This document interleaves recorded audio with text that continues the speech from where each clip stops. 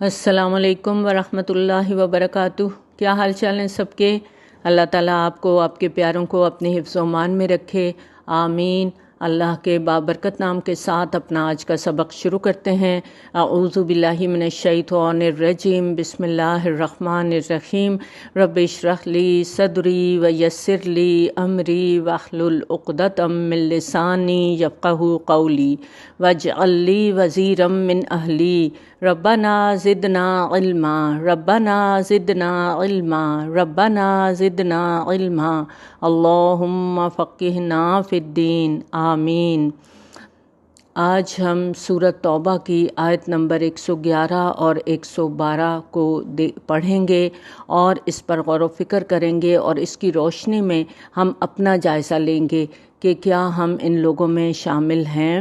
یہاں پر ایک سودا ہے جو اللہ اور مومن کے بیچ میں ہو رہا ہے، اور ہم سب کو دیکھنا ہے کہ کیا ہم اللہ کے ساتھ یہ سودا کیے ہوئے ہیں یا ہم اس کیٹیگری میں آتے ہیں جو اللہ کو مطلوب ہے۔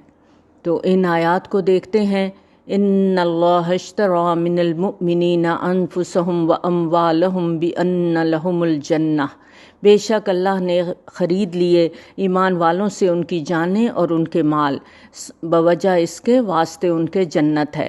یقاتلون فی سبیل اللہ، وہ جنگ کرتے ہیں اللہ کے راستے میں، فیقتلون تو وہ قتل کرتے ہیں، ویقتلون اور وہ قتل کیے جاتے ہیں۔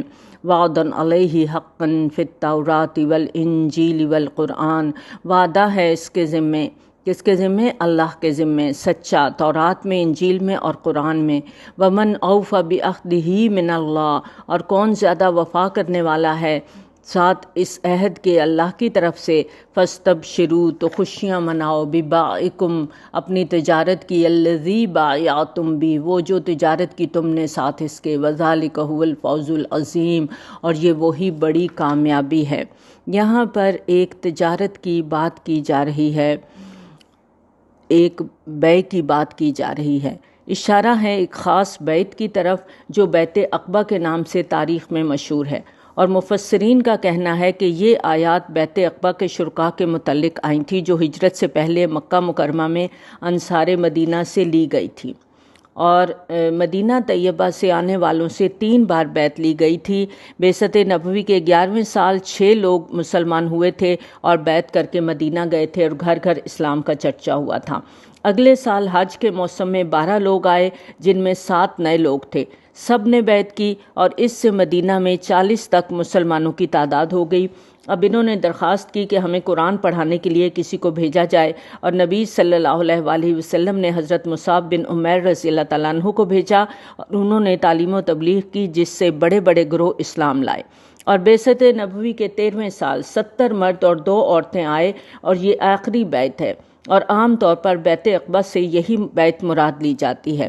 یہ بیعت اسلام کے اصولی عقائد اور اعمال کے ساتھ خصوصی طور پر کفار سے جہاد، اور جب نبی صلی اللہ علیہ وآلہ وسلم مدینہ ہجرت کریں گے تو آپ کی حفاظت اور حمایت کے بارے میں لی گئی تھی۔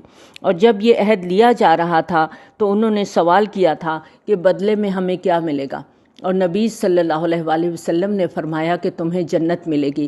انہوں نے کہا ہم اس سودے پر راضی ہیں، نہ ہم خود اس کو فسخ کرنے کی درخواست کریں گے اور نہ خود اس کو فسخ کریں گے، یہ ہمارا آپ صلی اللہ علیہ وآلہ وسلم سے سودا ہو گیا، اب نہ ہم توڑیں گے نہ آپ توڑیں گے۔ انہوں نے اس بیعت کو ایک سودا قرار دیا، اس لیے یہاں پر اشترا کا لفظ آیا ہے۔ ان اللہ اشتری من المؤمنین انفسهم واموالهم بان لهم الجنہ، ایمان والوں نے اپنی جانیں اور اپنے مال اللہ کے آگے بیچ دیے، اور بدلے میں کیا لی؟ جنت لے لی۔ اور یہ کون لوگ ہیں؟ یقاتلون فی سبیل اللہ فیقتلون ویقتلون، یہ جس طرح اپنی جان اور مال کی حفاظت کرتے ہیں اسی طرح نبی صلی اللہ علیہ وآلہ وسلم کی جان کی حفاظت بھی کریں گے اور مال بھی لگائیں گے۔ اور انصار مدینہ نے اس کا ثبوت بھی دیا تھا مؤاخات کی شکل میں، جو کہ تاریخ میں سنہری حروف میں درج ہے۔ وعدن علیہ حقا فی التوراۃ والانجیل والقرآن، اور یہ 3 کتابوں میں اس وعدے کا ذکر کیا گیا ہے۔ وعدہ یہ کس نے کیا ہے؟ اللہ تعالیٰ نے کیا ہے۔ ومن اوفی بعہدہ من اللہ، تو کون زیادہ وفا کرنے والا ہے اپنے عہد سے اللہ کے سوا؟ اللہ تعالیٰ سے بڑھ کر کس کا وعدہ سچا ہو سکتا ہے؟ اگرچہ یہ بیعت نبی صلی اللہ علیہ وآلہ وسلم کے ہاتھ پر ہو رہی تھی، لیکن دراصل یہ بیعت اللہ کے ساتھ تھی۔ یہ آیت ایک خاص کانٹیکسٹ میں آئی تھی، لیکن یہ حکم قیامت تک کے لیے ہے، ہم سب کے لیے ہے۔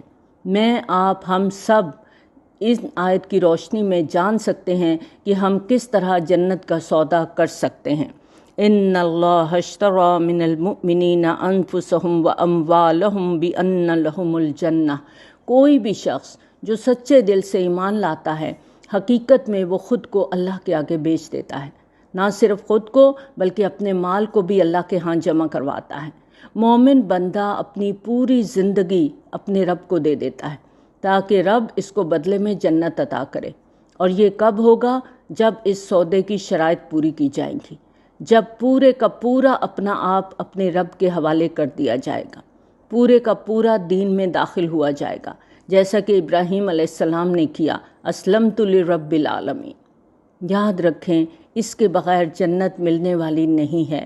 جنت بہت قیمتی اعلیٰ درجے کی چیز ہے، اور جو چیز جتنی اعلیٰ ہوتی ہے اس کی قیمت بھی اتنی ہی زیادہ ہوتی ہے۔ جب کوئی شخص دین میں اس طرح آ جاتا ہے تو پھر یہ اس کا وہ معاملہ بن جاتا ہے کہ اس کی ساری دلچسپیاں، سارے اندیشے، سارے شوق، ساری محبتیں سب اسی کے گرد گھومتے ہیں۔ پھر وہ اپنا وقت، اپنی صلاحیت، اپنی ذہانت، اپنی قوت، اپنی طاقت، اپنی جان، اپنا مال، سب کچھ خوشی خوشی لے کر حاضر ہو جاتا ہے، کیونکہ وہ ایک معاہدے میں بندھ گیا ہے۔ ایسا انسان نہ اپنی انا کو پالتا ہے، نہ اپنی میں کو بڑا کرتا ہے، نہ خود کو بہت اہم سمجھتا ہے۔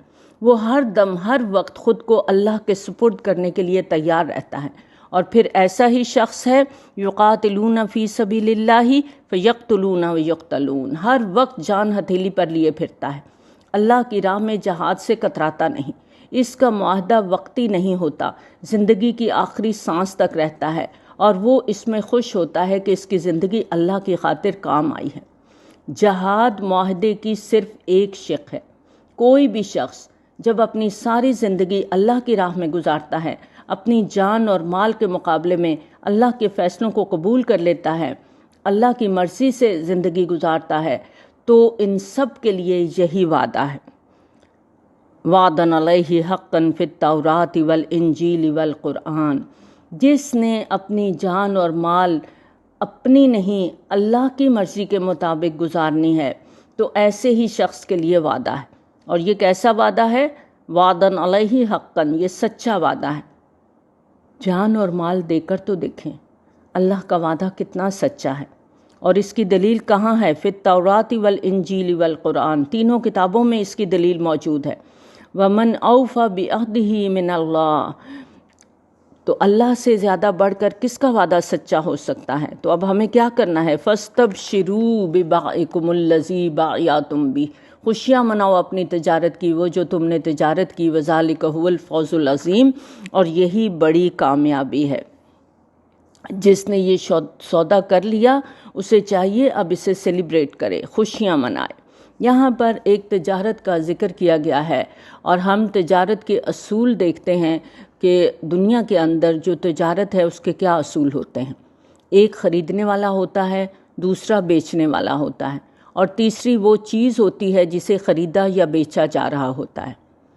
پھر خریدنے والا اور بیچنے والا دونوں ایگری ہوتے ہیں، خریدنے والا بھی تیار ہے مال بیچنے کے لیے، مال خریدنے کے لیے، اور بیچنے والا بھی تیار ہے بیچنے کے لیے۔ اب اگلا سٹیپ کیا ہوتا ہے کہ قیمت طے کی جاتی ہے۔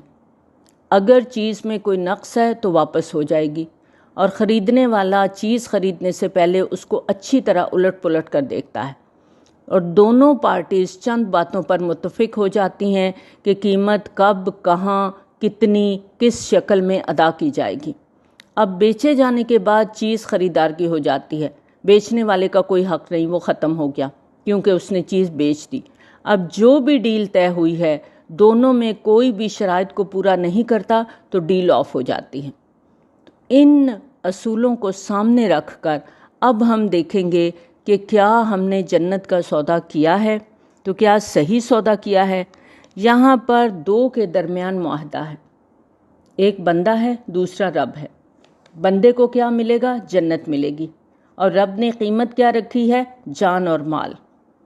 رب تو جنت دینے کو تیار ہے، اب یہ ہمارے اوپر ہے نا کہ کیا ہم خریدنے پر آمادہ ہیں، اتنا حوصلہ ہے ہم میں۔ اب دیکھیں، دنیا میں ایک چھوٹا سا گھر بھی خریدنے کے لیے کس چیز کی ضرورت ہوتی ہے؟ سب سے پہلے تو پیسہ چاہیے۔ کبھی ایسا ہوا کہ کسی شخص نے اعلیٰ گھر کا سودا کر لیا اور بغیر پیمنٹ کے اس گھر کا مالک بن بیٹھا؟ ایسا تو نہیں ہوتا، کچھ لینے کے لیے دینا پڑتا ہے۔ تو اپنے آپ کو ٹٹولیں، ذرا کھنگالیں، چیک کریں، جھانکیں اپنے دل کے اندر، کیا جنت کا شوق ہے؟ اپنے آپ کو دیکھیں، کیا کیا میں اللہ کو دے سکتی ہوں؟ اگر دینے کا حوصلہ نہیں ہے تو پھر یاد رکھیں اعلیٰ چیز مل نہیں سکتی، کیونکہ جتنی اعلیٰ چیز ہوگی اتنا ہی بڑا بجٹ بھی ہوگا۔ بجٹ کم ہوتا ہے تو ہم اعلیٰ چیز پر ہاتھ نہیں ڈالتے۔ اگر چاہتے ہیں کہ جنت بھی مل جائے اور اپنے پاس بھی کچھ رہے، دنیا بھی چلتی رہے، اپنی مرضی بھی چلاتے رہیں، تو پھر ڈیل نہیں ہو سکتی۔ ڈیل کے لیے ہمیں اپنا سب کچھ اللہ کو دینا ہوگا۔ اب دیکھیں، دنیا میں آپ کے پاس بجٹ کم ہوتا ہے تو آپ ہلکی کوالٹی کی چیز لے لیتے ہیں۔ بعض اوقات آپ کو لبرٹی میں مہنگی چیزیں ملتی ہیں، آپ کسی اور بازار میں چلے جاتے ہیں جہاں پر آپ کو تھوڑی کم قیمت کی چیز مل جاتی ہے۔ ایسا دنیا میں تو ہو سکتا ہے، لیکن آخرت میں یہ درمیان کچھ نہیں ہے۔ دو ہی آپشنز ہیں، یا جنت ہے یا جہنم ہے۔ تو اگر جنت چاہیے تو تن من دھن سب کچھ اللہ کو دینا ہوگا۔ ہماری ڈیل جس کے ساتھ ہے نا، وہ اللہ تعالیٰ کی ذات ہے۔ ہم اللہ کے ساتھ دھوکہ نہیں کر سکتے، بہانے نہیں بنا سکتے اس کے ساتھ، وہ تو سچائی کو پسند کرتا ہے۔ اب جنت میں گھر چاہیے، سب کو دل کرتا ہے نا جنت میں جانے کو، تو یہاں قیمت بتا دی گئی ہے۔ اب اس سے کم پہ بات نہیں ہوگی، وہ دکانوں پہ لکھا ہوتا ہے نا ایک دام۔ اب تصور میں لائیے، ذرا سوچئے، آپ کسی پوش ایریا میں، کسی نئی سوسائٹی میں گھر لینا چاہتے ہیں، اب پیسے نہیں ہیں تو کیا صرف تمناؤں سے، خوابوں سے گھر مل جائے گا؟ قیمت چاہیے نا اس کے لیے۔ تو جنت چاہیے تو تمناؤں سے، آرزوؤں سے نہیں ملے گی، یہاں اس کی قیمت بتا دی گئی۔ اگر دے سکتے ہو یہ قیمت تو جنت تمہاری ہے، ورنہ خالی خواہشات سے، خالی آرزوؤں سے یہ جنت تمہیں نہیں ملے گی۔ اب دیکھیں، گھر بنانا ہوتا ہے نا تو بندہ زیور، جتنی جمع پونجی ہے، جو کچھ سرمایہ ہوتا ہے، سارا کچھ لگا دیتا ہے، ایک ایک پائی جمع کر کے، جوڑ کے گھر پہ لگا دیتا ہے۔ اور خریدنے والا چیز خریدنے سے پہلے اچھی طرح دیکھتا ہے۔ تو جب ہم اللہ کو جان دیں گے، اپنا مال دیں گے، تو اللہ الٹ پلٹ کے تو دیکھے گا نا کہ یہ میرے قابل بھی ہے کہ نہیں۔ آپ پھل یا سبزی کیسے لیتے ہیں؟ دیکھ کے لیتے ہیں، کہیں گلا سڑا نہ ہو، خراب نہ ہو۔ تو کیا اللہ تعالیٰ جس نے ہماری جان، ہماری مال خریدی ہے، کیا وہ ہمیں الٹ پلٹ کے نہیں دیکھے گا، ایسے ہی قیمت دے دے گا؟ ایسا تو نہیں ہوگا۔ آزمائشیں تو آئیں گی، تکلیفیں آئیں گی، لہٰذا ہمیں اپنے اندر سے منافقت کو دھونا ہوگا۔ یاد رکھیں، صرف اوپر کی صفائی سے جنت نہیں ملے گی، ہمیں اپنے اندر کا فیشل کرانا ہوگا، اندر کی صفائی کرنا ہوگی۔ اور آپ دیکھیں کہ جو چیز ہم بیچ دیتے ہیں پھر وہ ہماری نہیں رہتی۔ گھر بیچ دیتے ہیں نا جس میں رہ رہے ہیں، اب ایک ٹائم لیمٹ ہے، اس ٹائم لیمٹ کے اندر آپ کو گھر خالی کر کے ہینڈ اوور کرنا ہے۔ اگر نہیں کرتے تو سودا کینسل ہوگا، بیانہ بھی جائے گا۔ کوئی چیز خریدیں آپ گھر میں نہیں لا سکتے جب تک آپ فل پیمنٹ نہیں کر دیتے۔ آخرت کا معاملہ معمولی معاملہ نہیں ہے، اتنا آسان نہیں ہے۔ ہم میں سے ہر ایک کو دیکھنا ہے کہ ہم اپنی جان، اپنے مال کے ساتھ کیا معاملہ کر رہے ہیں۔ ہر کوئی اپنے آپ سے سوال کرے، پوچھیں اپنے آپ سے، کیا میری خواہشات، میری خوشیاں، میرا غم اللہ کی مرضی کے تابع ہو چکا؟ کیا میری گفتگو، میری نیند، میرا اٹھنا بیٹھنا صبح سے شام تک، کیا سب اللہ کی مرضی کے تابع ہے؟ جان تو ہم نے اللہ کو بیچ دی اگر، تو پھر اپنی مرضی کیسے چل سکتی ہے؟ دنیا میں جو کچھ بھی کوشش کر کے حاصل کیا، چاہے میرا مال ہے، میری اولاد ہے، کوئی ڈگری ہے، کیا میں اسے جنت کی خریداری کے لیے استعمال کر رہی ہوں؟ اور یہ بات یاد رکھیں، جس درجے کا مال دنیا میں لگائیں گے، اور مال میں صرف پیسہ نہیں ہوتا، آپ کے پاس وقت ہے، صلاحیت ہے، تعلیم ہے، کوئی بھی ٹیلنٹ ہے، اولاد ہے، مال ہے، جتنا لگائیں گے اسی درجے کی جنت ملے گی۔ اس معاہدے میں بھی کیٹیگریز ہیں نا، جو لے کر آؤ گے اسی کے مطابق درجہ ملے گا۔ جنت کے بھی 100 درجے ہیں نا، تو اپنے اپنے اعمال کے مطابق جتنا درجہ ملے گا، جتنا مال لگائیں گے اتنے ہی اعلیٰ درجے کی چیز ملے گی۔ اگر ہم اپنی مرضی، اپنی انا سے باہر نہیں نکلتے تو پھر یہ جنت کا سودا کیسا سودا ہے؟ حضرت بلال رضی اللہ تعالیٰ عنہ کو یاد کریں، کس طرح ستائے جاتے تھے، گرم ریت پہ لٹائے جاتے تھے، نیزوں سے چھلنی کیا جاتا تھا، زخم تھا پورا جسم، لیکن احد احد پکارتے تھے۔ اور جب ایک صحابی نے ان سے کہا کہ تم کیوں اتنی اذیت سہتے ہو، تو انہوں نے کہا کہ کیا میرا رب مجھے ٹھوک بجا کے نہیں دیکھے گا؟ تو یہ آزمائش ہے اللہ کی طرف سے، اللہ تعالیٰ ٹھوک بجا کے ہمیں دیکھتے ہیں۔ ہم سب بھی جنت میں جانا چاہتے ہیں نا، لائن میں بھی لگے ہوئے ہیں۔ اب دیکھیں، کہیں بھی سفر پہ جانا ہوتا ہے، بار بار سامان دیکھتے ہیں، ٹکٹ دیکھتے ہیں، پاسپورٹ چیک کرتے ہیں، ساری چیزیں پوری ہیں یا نہیں۔ ایک وہ بندہ جس نے جانا ہے، وہ تو کیا، جو سارے گھر والے ہیں وہ پوچھ رہے ہوتے ہیں، پاسپورٹ رکھ لیا، فلاں کاغذ رکھ لیا، فلاں کاغذ رکھ لیا، تمام کاغذات پورے ہیں۔ اب ذرا امیجن کریں، حشر کا میدان لگ چکا ہے، سب لوگ میدان حشر میں جمع ہیں، میں آپ ہم سب وہاں کھڑے ہیں، ایک طرف جنت ہے، دوسری طرف جہنم ہے، اوپر تپتی ہوئی دھوپ ہے، ہم سب لائن میں لگے ہیں، اور ہر شخص چاہتا ہے کہ جلدی سے جنت میں جا کر پناہ لے لے، لیکن وہاں داروغہ ہے، راستے میں پل صراط ہے، پل صراط کے بعد پھر حقوق العباد کا حساب دینا ہوگا، اندر کی دھلائی کرائی جائے گی، پھر داخلہ ملے گا۔ الا ان صلۃ اللہ عالیہ، الا ان صلۃ اللہ الجنہ، سنو اللہ کا سودا بڑا مہنگا ہے، سنو اللہ کا سودا جنت ہے۔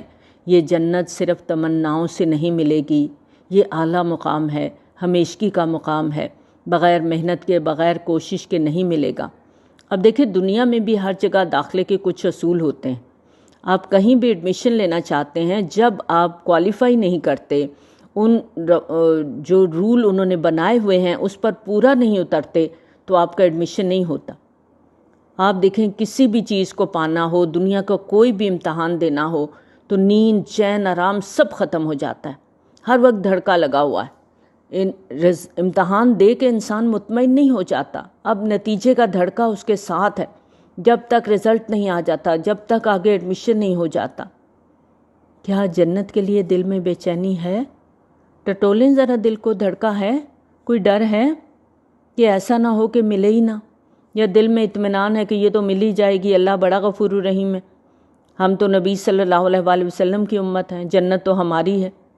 یاد رکھیں، جو جنت کا طلبگار ہے وہ فرائض سے کوتاہی نہیں کرتا۔ ہم کیا سوچ کے جھوٹ بولتے ہیں، غیبتیں کرتے ہیں، چغلیاں کرتے ہیں، تانے دیتے ہیں، دھوکے دیتے ہیں، حقوق العباد میں غفلت کرتے ہیں، اور پھر کہتے ہیں جنت ہماری ہے؟ کیا اللہ ہماری زبانی باتوں سے راضی ہو جائے گا؟ یاد رکھیں، عمل کے بغیر کچھ ملنے والا نہیں ہے، عمل سے زندگی بنتی ہے، جنت بھی جہنم بھی، اور یہ سودا اللہ کے ساتھ ہے۔ اور اصل کامیابی یہی ہے کہ ہم جنت کے لیے کوالیفائی کر لیں۔ اور ہم نے کامیابی کس سے بنا لیا؟ دنیا کی نعمتیں، دنیا کی کامیابیاں، دنیا کا مال و دولت، بڑے بڑے گھر، گاڑیاں، پیسہ، روپیہ۔ لیکن یاد رکھیں، یہ سودا جو ایک مومن نے اپنے رب سے کیا ہے، یہ اسی وقت کامیاب ہے جب اس کی شرائط پوری ہوں گی۔ صرف سوچ لینے سے، صرف آرزوئیں کرنے سے، صرف تمنائیں کرنے سے جنت ملنے والی نہیں ہے۔ یہ تجارت کی آیات اور اس کی شرائط ہم نے دیکھیں، اب ہم نے اس کو تھوڑا سا سمجھنے کی کوشش کی۔ اب دیکھنا یہ ہے کہ ہمارا عمل کتنا ہے، اور عمل کب بدلے گا؟ جب ہمیں عمل کرنے کا طریقہ آئے گا۔ اب دیکھیں، دنیا میں ٹینڈر بھرنے کے لیے دیا جاتا ہے نا، تو اس کے لیے کچھ شرائط ہوتی ہیں، اور ٹینڈر منظور کب ہوتا ہے؟ جب تمام شرائط قابل قبول ہوتی ہیں۔ تو ان شرائط کو نبھانے کے لیے کیا کرنا ہے؟ اپنے دل کے اندر یقین کی کیفیت لانی ہے۔ جب یقین ہو جائے کہ جو راستہ میں نے چنا ہے وہ درست ہے، تو اس کے بعد یہ مرحلہ آتا ہے کہ ان اللہ اشتری من المؤمنین انفسہم واموالہم بان لہم الجنہ۔ اس سے پہلے ہم جنت کے خریدار بھی نہیں بنتے جب تک ہمارا یقین نہیں ہے، کیونکہ اگر یقین نہیں ہے تو ہم سوچتے بھی نہیں ہیں۔ اب ہم میں سے کتنے لوگ ہیں، ایمانداری سے اپنے آپ کو دیکھیں، کہ جنہوں نے شعوری طور پہ سوچا ہوگا کہ ہمیں جان اور مال دے کر جنت چاہیے، کیونکہ یہ آیات تو ہم پڑھتے ہیں لیکن ان کی ڈیپتھ میں نہیں جاتے نا، سوچتے نہیں ہیں۔ ہم کس طرح جنت کے خریدار تھے؟ فری تمناؤں، خواہشات، آرزوؤں کے بل پر۔ یاد رکھیں، اگر ہمیں جنت کا فیصلہ کرنا ہے تو پتھر پہ لکیر ڈالنی ہوگی۔ یہ پانی پر لکیریں ڈالتے چلے جائیں تو کیا ہوتا ہے؟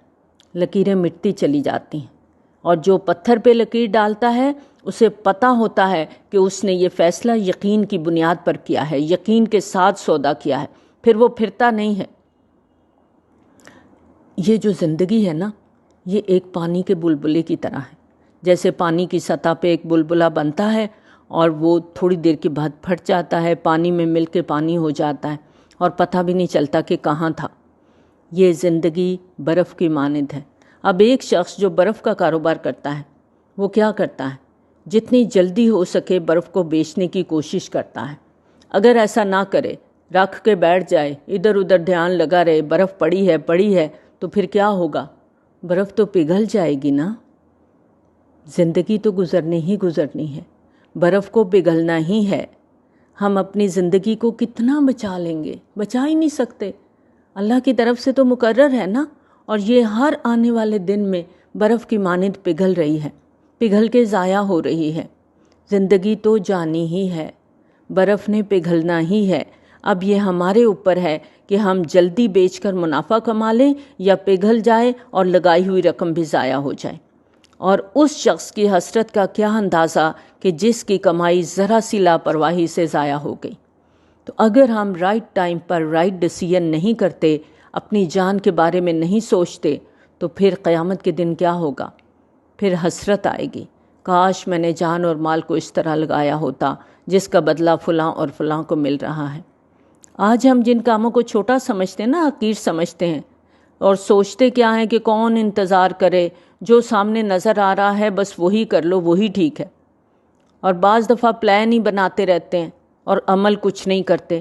اگر آج ہم سستی کر جاتے ہیں اور وہ شرائط پوری نہیں کرتے جو اللہ تعالیٰ ہم سے چاہتا ہے، تو ایسا نہ ہو کہ صرف ہماری سستی ہمارے لیے نقصان کا باعث بن جائے اور قیامت میں صرف کاش ہی کاش رہ جائے، حسرت ہی حسرت رہ جائے۔ اور آپ دیکھیں، یہ جان اور مال ہے کس کا؟ یہ تو اللہ کا ہے نا، ہمارا تو کچھ بھی نہیں ہے۔ ہم ساتھ کیا لے کے جائیں گے؟ یہ مال تو یہیں رہ جائے گا، یہ جان بھی اللہ کی ہے، اسی نے دی ہے۔ اور وہ ہمیں کیا کہہ رہا ہے کہ اس جان اور مال کو جو ہے ہی میری، اسے مجھے دے کر اس سے بھی بڑی چیز لے لو۔ ہے کوئی دنیا میں جو یہ ڈیل کرے کہ یہ گھر ہے میرا لیکن تم بیچ کے پیسے لے لو؟ ایسا تو کوئی نہیں کرتا۔ اللہ تعالیٰ یہ ڈیل کرتا ہے ہمارے ساتھ کہ یہ جان اور مال جو میری ہے، تم اس کے بدلے میں بڑی چیز لے لو، یہ مجھے دے دو۔ اور دنیا میں کوئی بھی سودا ایسا نہیں ہے جس میں نقصان کا اندیشہ نہ ہو۔ یہاں تو نقصان ہے ہی نہیں، فائدہ ہی فائدہ ہے، صرف شرائط پہ پورا اترنا ہے۔ اب دیکھیں، دنیا کے فائدے کے لیے ہم حلال حرام کی بھی پرواہ نہیں کرتے، لیکن آخرت کے فائدے کو ہم کس طرح لیتے ہیں؟ پوچھیں اپنے آپ سے، سوال کریں، کیا میں نے سچے دل سے یہ سودا کیا ہے؟ سورۃ صف میں اللہ تعالیٰ فرماتا ہے، کیا میں تمہیں بتاؤں وہ تجارت جو تمہیں عذاب علیم سے بچانے والی ہے؟ یہاں پر جنت کی خوشخبری دی گئی، وہاں عذاب علیم سے نجات کی بات ہے۔ اور کرنسی میں کیا لگانا ہے؟ مال اور جان لگانی ہے۔ جس نے یہ تجارت کر لی، جس نے یہ سودا کر لیا، تو وہی دنیا میں بھی کامیاب ہے اور آخرت میں بھی وہی کامیاب ہوگا۔ ان اللہ اشتری من المؤمنین انفسہم واموالہم بان لہم الجنہ۔ یہاں پر آپ دیکھیں کہ اللہ تعالیٰ ایک فانی چیز کے بدلے میں دائمی چیز دے رہے ہیں۔ اس لیے اس سودے کے بارے میں کیا فرمایا؟ فاستبشروا ببیعکم الذی بایعتم بہ، اس سودے پر خوشیاں منانے کا حکم ہے، خوشیاں مناؤ۔ اب دیکھیں دنیا میں کوئی بھی تاجر اگر اپنی تجارت میں کامیاب ہوتا ہے تو بہت خوش ہوتا ہے، سیلیبریٹ کرتا ہے، بڑی بڑی پارٹیز ہوتی ہیں۔ مومن جب اطاعت کا رویہ اپنا لے گا، نفس کی غلامی نہیں کرے گا، پوری زندگی کو اللہ کی رضا کے مطابق گزارے گا تو جنت کا وعدہ ضرور پورا ہوگا۔ اور یہ ایسی کامیاب تجارت ہے جس پر مومن کو خوش ہونا چاہیے۔ فَاسْتَبْشِرُوا بِبَيْعِكُمُ الَّذِي بَایَعْتُم بِهِ وَذَلِکَ هُوَ الْفَوْزُ الْعَظِیمُ۔ بس خوشیاں مناؤ اپنے اس سودے پر جو تم نے اللہ سے چکا لیا، اور یہی سب سے بڑی کامیابی ہے۔ اب اس تجارت کرنے والوں کی صفات بھی بتائی جا رہی ہیں آیت نمبر 112 کے اندر۔ یہ ایک آئینہ ہے جس میں ہم سب نے اپنے آپ کو چیک کرنا ہے کہ کیا ہم ان لوگوں میں شامل ہیں۔ سب سے پہلی کوالٹی کیا ہے؟ التائبون، توبہ کرنے والے، بار بار توبہ کرنے والے، بار بار اللہ کی طرف پلٹنے والے۔ کیونکہ انسان ہے نا، کمزور ہے، سودا کر لیتے ہیں لیکن کہیں نہ کہیں بھول ہو جاتی ہے، خلاف ورزی ہو جاتی ہے۔ اللہ تعالیٰ رحمان ہے، رحیم ہے، وہ بار بار ہمیں موقع دیتا ہے، مہلت دیتا ہے کہ اگر ذرا دائیں بائیں ہو تو فوراً ٹریک پہ آ جاؤ، پلٹ آؤ۔ جنت کے خریدار کثرت سے توبہ کرنے والے ہوتے ہیں، نیکی کر کے بھی استغفار کرتے رہتے ہیں۔ غلطیاں نیکی کرنے سے معاف ہو جاتی ہیں، لیکن کچھ غلطیاں ایسی ہوتی ہیں کہ جب تک سچی توبہ نہ کی جائے، پلٹا نہ جائے، وہ آئندہ نہ کرنے کا عہد نہ کیا جائے، معافی نہیں ہوتی۔ اس لیے وہ بار بار توبہ کرتے ہیں۔ العابدون، عبادت میں ساری زندگی کی اطاعت شامل ہو جاتی ہے، یعنی غلطی ہو جائے تو توبہ کے ساتھ عبادت بھی ضروری ہے۔ غلطی ہو گئی، اب توبہ کر لی، صدقہ خیرات کرنا، نفل پڑھنا، عبادت کرنا یہ بھی ضروری ہے تاکہ کوئی نقصان ہوا ہے تو اس کو پورا کیا جا سکے۔ اور عبادت میں عبد ہے، بندگی ہے، غلامی ہے۔ الحامدون، اور حامدون کے دو مطلب ہیں، تعریف کرنا، شکر کرنا۔ حمد و ثنا کرنے والے، شکر گزار کرنے والے، ہر حال میں اللہ کے شکر گزار۔ اور ان کی عبادت صرف نماز روزے کی حد تک نہیں ہوتی، ان کی ساری زندگی عبادت ہوتی ہے۔ ہر چھوٹی بڑی بات پر اللہ کی طرف پلٹتے ہیں، اللہ کے شکر گزار ہوتے ہیں، اللہ کی حمد و ثنا کرتے ہیں۔ اور اللہ کی شکر گزاری کیا ہے کہ اللہ کی نعمتوں کا درست استعمال کیا جائے۔ السائحون، اور صرف زبانی عبادت اور شکر نہیں کرتے بلکہ سائحون ہیں، سیاحت کرنے والے، زمین میں گردش کرنے والے۔ اور یہ سیاحت سیر و تفریح کے لیے نہیں ہوتی، طلب علم کے لیے ہوتی ہے، جہاد کے لیے ہوتی ہے، ہجرت کے طور پر آثار قدیمہ سے عبرت حاصل کرنے کے لیے، کائنات کی نشانیوں سے اپنے رب کو پہچانتے ہیں۔ آج دین سے محبت کرنے والا چاہتا ہے مدینہ جا کر بیٹھ جاؤں، کبھی واپس نہ آؤں، کیونکہ وہ امن کی جگہ ہے۔ اور صحابہ کرام رضی اللہ تعالیٰ عنہم نے کیا کیا تھا، کتنے سفر کیے تھے، راستے میں بے شمار تکلیفیں آئیں، کبھی بھوک، کبھی پیاس، کبھی گرمی کی حدت، لیکن سب برداشت کیا۔ تب اس طرح کی سواریاں تو نہیں تھیں، لیکن ان کا ایمان ایسا تھا کہ اسلام عرب سے نکل کر عجم تک پھیل گیا تھا۔ پھر اس کے بعد ایک گروہ آیا جس نے علم کے راستے میں سیاحت کی۔ ابو حاتم رازی کے بارے میں آتا ہے کہ 5000 کلومیٹر کا سفر پیدل طے کیا۔ اور ویسٹ آج اس بات پر حیران ہے کہ یہ مسلمان کیا چیز تھے کہ صرف ایک حدیث سننے کے لیے ہزاروں میل کا سفر پیدل طے کر گئے۔ امام بخاری 16 سال کی عمر میں گھر سے نکلے اور 16 سال مسلسل سفر کر کے علم جمع کیا۔ آج ہم دین کی خاطر کتنا سفر کرتے ہیں۔ تو اللہ کے ساتھ جس کا سودا ہو گیا، اب اس کے راستے میں کوئی رکاوٹ نہیں آتی۔ اور سائحون کا ایک اور مطلب ہے روزہ دار، اخلاقی پابندیوں کا روزہ، یعنی صرف وہ روزہ نہیں کہ کھانا پینا بند کر دیا، بلکہ جھوٹ، غیبت، چغلی، گالی گلوچ سب کا روزہ ہوتا ہے۔ الراکعون، رکوع کرنے والے، فزیکلی نہیں روحانی طور پر اللہ کے آگے جھکے ہوئے۔ الساجدون، سجدہ کرنے والے، سب کچھ اللہ کے آگے جھکا دینے والے، عاجزی کا اظہار کرنے والے۔ اور رکوع اور سجدہ کیا ہے؟ دن میں 5 مرتبہ اللہ کے آگے جھک کر عاجزی کا اظہار کرنا کہ اللہ میں کچھ بھی نہیں، میری کوئی حیثیت نہیں۔ اسلمت لرب العالمین۔ ایک 6 فٹ کا آدمی سجدے میں کس طرح سمٹ جاتا ہے، اللہ کے آگے عاجز ہو جاتا ہے۔ الآمرون بالمعروف والناہون عن المنکر، امر بالمعروف اور نہی عن المنکر کرنے والے۔ صرف ذاتی زندگی کی حد تک عبادت گزار نہیں ہوتے، صرف اپنی خیر نہیں چاہتے، دوسروں کو کی خیر بھی چاہنے والا ہوتا ہے یہ بندہ۔ اپنے ہاتھ، اپنے زبان، اپنے قلم سے اچھے کاموں کی تلقین کرتے ہیں، برائی سے روکتے ہیں۔ والحافظون لحدود اللہ، اللہ کی حدود کی حفاظت کرتے ہیں، ہر کام میں اللہ کی حدود کے نگہبان ہوتے ہیں۔ جیسے ایک باغ کا نگہبان ہوتا ہے، اسی طرح جنت میں جانے والے اللہ کے دین کے، اللہ کی اطاعت کے سارے کاموں کے نگہبان ہوتے ہیں۔ وہ کسی بھی معاملے میں حد سے نہیں بڑھتے، کہیں بھی ایسا قدم نہیں اٹھاتے کہ ان کے سودے کو کوئی نقصان ہو۔ وبشر المؤمنین، اور مومنوں کے لیے خوشخبری ہے کہ اگر ان شرائط پر پورے اترتے ہو تو جنت کا وعدہ پکا ہے۔ یہاں ہم سب کو اپنے آپ کو چیک کرنا ہے۔ جانا تو ہم سب جنت میں چاہتے ہیں، لیکن کیا ہمارا عمل ایسا ہے؟ کیا ہم سے کوئی غلطی ہو جائے تو ہم مانتے ہیں یا شکوے شکایتیں ہی کرتے رہتے ہیں، کبھی اللہ سے کبھی بندوں سے، یا غلطی پر اڑ جاتے ہیں؟ جھوٹ بول دیں گے لیکن اپنی غلطی کو نہیں مانیں گے، کیا ایسا ہے؟ تو عبادت اگر ہم کر رہے ہیں تو کیا ہمیں عبادت کے درست طریقے معلوم ہیں؟ اب دیکھیں، دنیا کے کاموں میں ہم نہ سردی کو دیکھتے ہیں نہ گرمی کو دیکھتے ہیں، فوراً نکل پڑتے ہیں۔ تو اللہ کی خاطر نکلتے ہیں؟ کیا ہمارے اندر عاجزی ہے، خشوع ہے؟ رکوع اور سجدہ صرف اللہ کے لیے؟ ایسا تو نہیں ہوتا کہ جب کبھی مشکل پیش آئی تو کسی اور در پہ چلے گئے۔ نبی صلی اللہ علیہ وآلہ وسلم کی سیرت کا جب ہم مطالعہ کرتے ہیں تو ہم دیکھتے ہیں کہ آپ کو جب بھی کوئی مشکل پیش آئی آپ اللہ کے آگے سجدہ ریز ہوئے، وَاسْتَعِینُوا بِالصَّبْرِ وَالصَّلَاةِ۔ اور ہم تو استخارہ بھی کسی اور سے کروانے چل پڑتے ہیں۔ کس حد تک ہم اپنی اور اپنے پیاروں کی اصلاح کر رہے ہیں؟ کیا ہمیں اللہ کی حدود معلوم ہیں؟ کیا ہم ان کی حفاظت کرتے ہیں؟ یہ سب سوال ہیں اور ان کے ساتھ اپنی اصلاح کرنے کی ضرورت ہے۔ یہ وہ لوگ ہیں جو سچے اہل ایمان ہیں۔ یہ کیوں کوالٹیز بتائی گئیں؟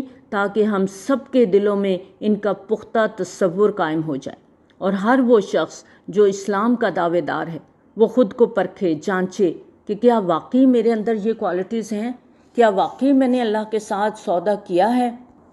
یہ ابھی جو آیات ہم نے پڑھی ہیں، اب ان آیات کے ساتھ ہم نے کیا کوشش کرنی ہے کہ ہمارا عمل بدلے۔ اصل میں بات یہ ہوتی ہے کہ ہم علم تو حاصل کرتے ہیں لیکن سیکھتے نہیں ہیں۔ پڑھنے اور سیکھنے میں جو فرق ہے نا، وہ ہمیں محسوس ہی نہیں ہوتا، ہمیں پتہ ہی نہیں ہے، علم ہی نہیں ہے ہمارے پاس۔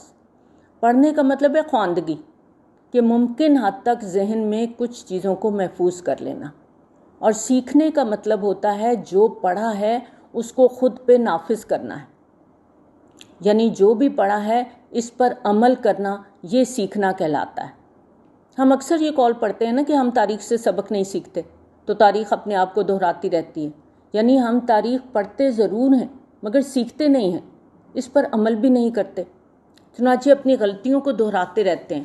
ہمارے پہلوں نے جو غلطیاں کیں ان کو دہرانا، یہی تاریخ کا دہرانا ہے۔ اور قرآن کے قصوں سے ہم کتنا سبق لیتے ہیں، ایک کہانی کی طرح پڑھ لیتے ہیں، بس ان کی ڈیپتھ میں نہیں جاتے، سمجھتے نہیں ہیں کہ اللہ تعالیٰ نے کیا کچھ اس کے اندر ہمارے لیے رکھا ہے۔ تو ان آیات کے ساتھ ہم نے اپنے عمل کو بدلنا ہے۔ ابھی تو تازہ تازہ یہ دونوں آیات پڑھی ہیں، ہلچل ہوئی نا دل کے اندر، کوئی تھوڑے سے آنکھوں میں آنسو بھی آئے، کوئی تھوڑا سا گلٹ بھی محسوس ہوا، لیکن کیا ہوگا جب یہ آڈیو بند کریں گے، اپنی دنیا میں اپنے کاموں میں جائیں گے تو سب کچھ بھول جائے گا۔ ایسا ہی ہے نا؟ تو اللہ تعالیٰ نے قرآن مجید میں کیا فرمایا؟ ان لوگوں کی طرح نہ ہو جانا جنہوں نے اللہ کو بھلا دیا تو اللہ نے ان کو ان کے نفس بھلا دیا۔ یاد رکھیں، اگر ہم نے سودے میں گڑبڑ کی تو وہاں سے سودا ختم ہو جائے گا، ڈیل آف ہو جائے گی۔ اگر ہم نے اپنی جان اور مال اللہ کو نہیں دی تو پھر ہماری ویلیو کیا ہے، ہماری قیمت کیا ہے؟ کون پوچھتا ہے ہمیں؟ ایک عام انسان جو غریب آدمی ہے، دنیا والوں کی نظر میں اس کی کیا ویلیو ہے، کیا قدر و قیمت ہے؟ جب ہم خود کو قربانی کے لیے آگے کریں گے، اللہ کے آگے جان اور مال پیش کریں گے تو دنیا میں بھی ویلیو ہے اور آخرت میں بھی ہے۔ جب تک بکے نہ تھے کوئی پوچھتا نہ تھا، تو نے خرید کر مجھے انمول کر دیا۔ یہ عرب کیا تھے؟ ان کی طرف تو کسی کی توجہ ہی نہیں تھی۔ ایران اور روم جیسی سپر پاورز نے کبھی عرب کی طرف دیکھا بھی نہیں تھا۔ پھر ایسا کیا ہوا کہ ساری دنیا پر عرب کی دھاک بیٹھ گئی؟ کیا کیا تھا عربیوں نے؟ سودا کر لیا تھا نا اللہ کے ساتھ۔ آج ہمارے ساتھ کیا ہے؟ آج ہم سب کی نظروں میں آئے ہوئے ہیں۔ کوئی تعریف کرتا ہے، کوئی تنقید کرتا ہے، تو جو اللہ کے ہاں قدر پا گیا، اللہ تعالیٰ خود دنیا والوں کے دل میں اس کی قدر ڈال دیتا ہے۔ اس کے لیے عمل کی ضرورت ہے۔ ہر روز اپنے آپ کو چیک کرنے کی ضرورت ہے، اپنی عدالت خود لگانی ہے، اپنا جج خود بننا ہے، اپنا انالیسس خود کرنا ہے۔ یہ جو صفات ہیں نا آیت نمبر 112 میں ہم نے پڑھی، ان کو لکھ لیں کسی علیحدہ کاغذ پہ، ایسی جگہ رکھیں جہاں روزانہ نظر آئیں، اور شام کو اپنے آپ کو چیک کریں ان کوالٹیز کے ساتھ۔ یہاں دیکھیں کہ پورے دن میں میں نے کیا کیا، ان صفات میں سے کس صفت میں آج میں نے کمی کی، آج مجھ سے کیا کوتاہی ہوئی۔ جب ہم اپنی غلطیاں ماننا سیکھ لیں گے، اصل میں ہمارا المیہ یہ ہے کہ ہم اپنے ساتھ ہی سچے نہیں ہوتے۔ اپنی ذات سے محبت بہت ہے، لیکن اپنے بارے میں جھوٹ پہ قائم ہیں ہم سمجھتے ہیں میں تو غلط نہیں ہوں، فلاں بھی غلط ہے، فلاں بھی غلط ہے، مجھ سے کبھی کوئی غلطی نہیں ہوئی۔ تو جب ہم اپنی غلطیاں نکالنا سیکھ لیں گے، جب ہم یہ جان لیں گے کہ مجھ میں کمی ہے، مجھ میں کوتاہی ہے، اور جب کمی کوتاہی کا احساس ہمارے اندر آئے گا تو پھر ہم ضرور توبہ کریں گے، تائبون کی عملی شکل اختیار کریں گے کہ جو آج غلطی ہوئی آئندہ میں یہ غلطی نہیں کروں گی، اور اس کے لیے کوشش بھی کرنی ہے۔ خود پہ جرمانہ رکھ لیں، 1000 دفعہ بھی کہیں نا کہ آئندہ نہیں کرنا، پھر بھی کر جاتے ہیں، کیونکہ انسان ہے نا، کمزور ہیں، چاہتے ہیں اب آئندہ میں نے لڑنا نہیں ہے کسی سے، لیکن لڑائی ہو جاتی ہے۔ چاہتے ہیں کہ میں نے نہیں چیخنا، لیکن دن میں 1-2 دفعہ شاؤٹ کر جاتے ہیں۔ اب کیا ہے کہ فوراً اعتراف کرنا ہے۔ یاد رکھیں جو اعتراف نہیں کرتا وہ توبہ نہیں کر سکتا۔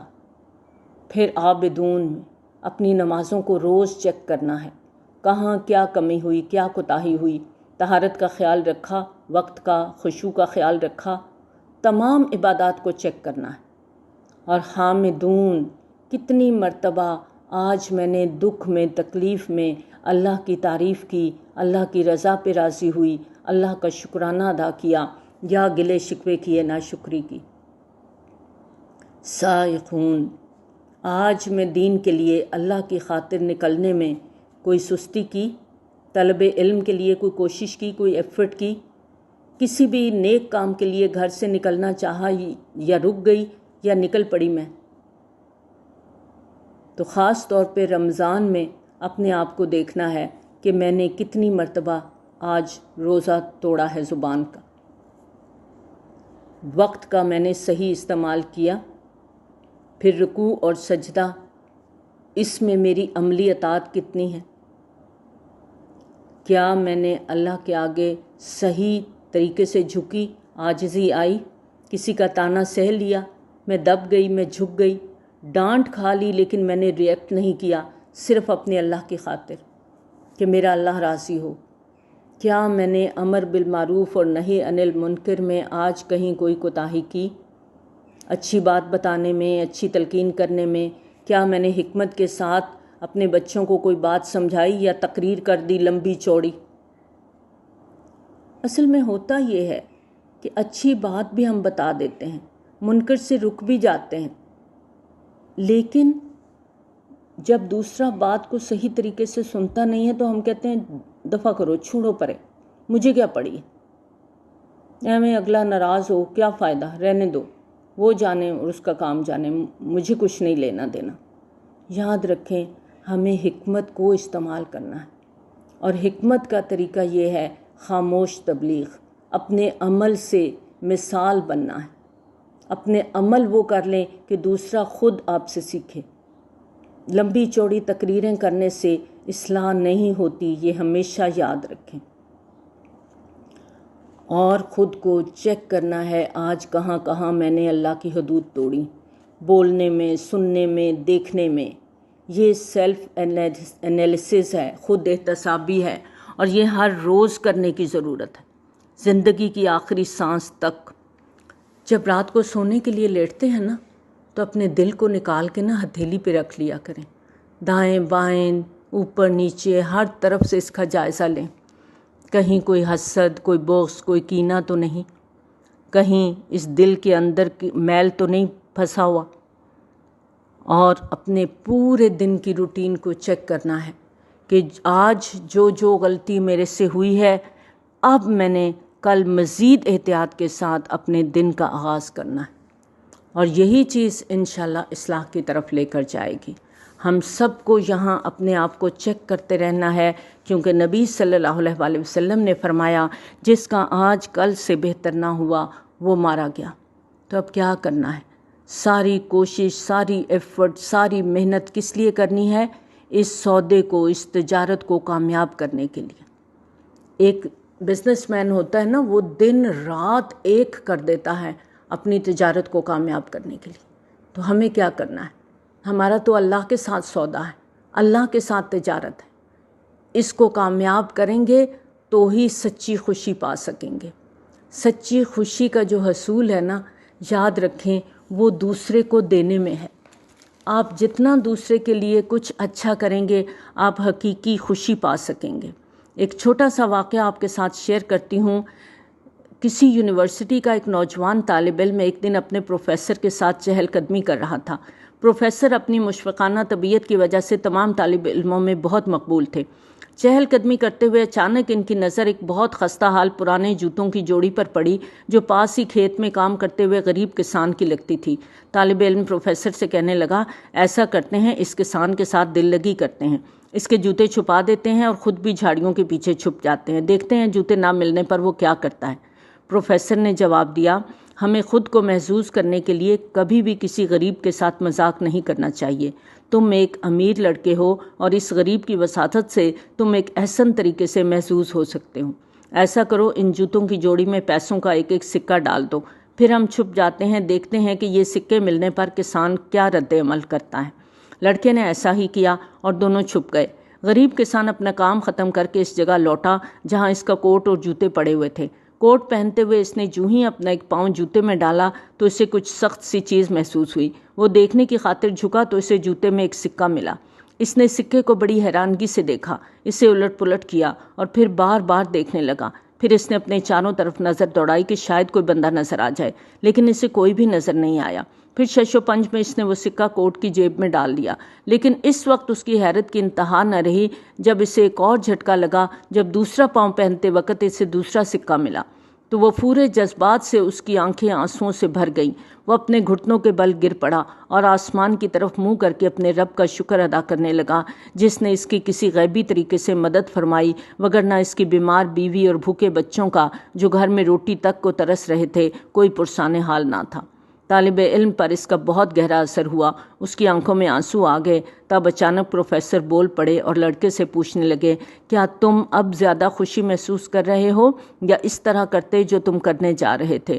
لڑکے نے جواب دیا، آج آپ نے مجھے ایسا سبق سکھایا ہے جسے میں باقی کی ساری زندگی نہیں بھولوں گا، اور آج مجھے ان الفاظ کی حقیقت کا بھی صحیح ادراک ہوا ہے جو پہلے کبھی ٹھیک طرح سے سمجھ نہ سکے کہ دینے والا ہاتھ لینے والے ہاتھ سے ہمیشہ بہتر ہوتا ہے۔ اگر زندگی کی حقیقی خوشی حاصل کرنی ہے تو کیا کرنا چاہیے؟ دوسروں کی مدد کریں جس سے دوسرا ریلیف محسوس کرے، دوسرا ریلیکس ہو۔ ایسے نہ کریں کہ دوسرا تنگ ہو، اریٹیٹ ہو، پریشان ہو۔ تو ساری کوشش ہمیں کرنی ہے اس تجارت کو کامیاب کرنے کے لیے۔ اس دعا کے ساتھ اس کو مکمل کرتے ہیں کہ اللہ تعالی ہمیں اپنا اطاعت گزار، اپنا فرما بردار بنا لے اور ہم وہ عمل کریں جس سے وہ راضی ہو جائے، اور اللہ کے راستے میں ہمارے اٹھتے ہوئے قدموں کو اللہ تعالیٰ اپنی رحمت، کرم اور فضل کے ساتھ ثابت قدمی عطا فرمائے۔ آمین یا رب العالمین۔ وآخر دعوانا الحمدللہ رب العالمین۔ سبحانک اللہم و بحمدک، نشہد ان لا الہ الا انت، نستغفرک و نتوب الیک۔ السلام علیکم ورحمۃ اللہ وبرکاتہ۔